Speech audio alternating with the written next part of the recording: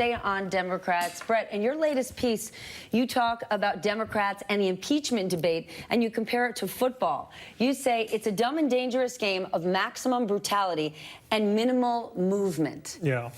Elaborate. Well, I just think the Democrats are going to be harming themselves politically and not advancing the debate if they take steps to impeach the president. They should just let it roll? No. I mean, what I've been advocating is that there should be a vote of censure against the president for disgraceful behavior that brings some Republicans along who would otherwise be backed into a political corner.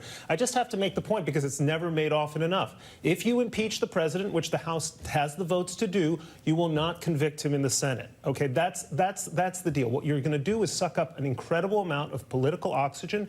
You're going to make Republicans feel like the president is being victimized, that Democrats are trying to overturn the results of the election, and you're going to wind up helping to re-elect Trump. And in my book, that's the worst possible thing you can do. I don't know what other people think. It might feel really good, but I don't want to re-elect Trump. Democrats think it's the worst possible thing to do, but Democrats are not all on the same page. The Washington Post details how the fight going on between the moderate and progressive wings of the party are really divided, and this thing played out at the Democratic Party convention over the weekend in California. I want to share this. On Saturday, Senator Elizabeth Warren delivered a fierce rebuke of Biden's professed faith that Republicans will be more cooperative once President Trump is out of office. The crowd showered her with loud cheers.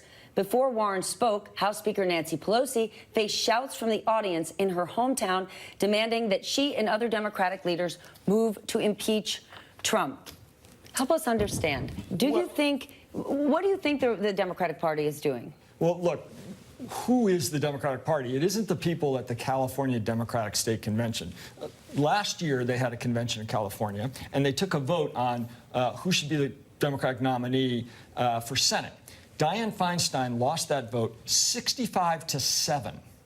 She then went on to trounce the same opponent, Kevin DeLeon, by 35 points in the actual primary. So the people at that convention do not represent even the Democrats of California, much less Democrats nationally. There is a huge disconnect going on in our discourse right now between the activists online, on the Twitter Democrats, the Twitter Republicans. Exactly. And people who actually are going to vote next year, starting on February 3rd, for who our nominee is. And I'm just talking about Democrats. Leave aside Republicans and independents. Democrats in the real world don't sound much at all like the Democrats online. And it's important, you know, at that same convention, you had John Hickenlooper saying socialism is not the answer and being booed.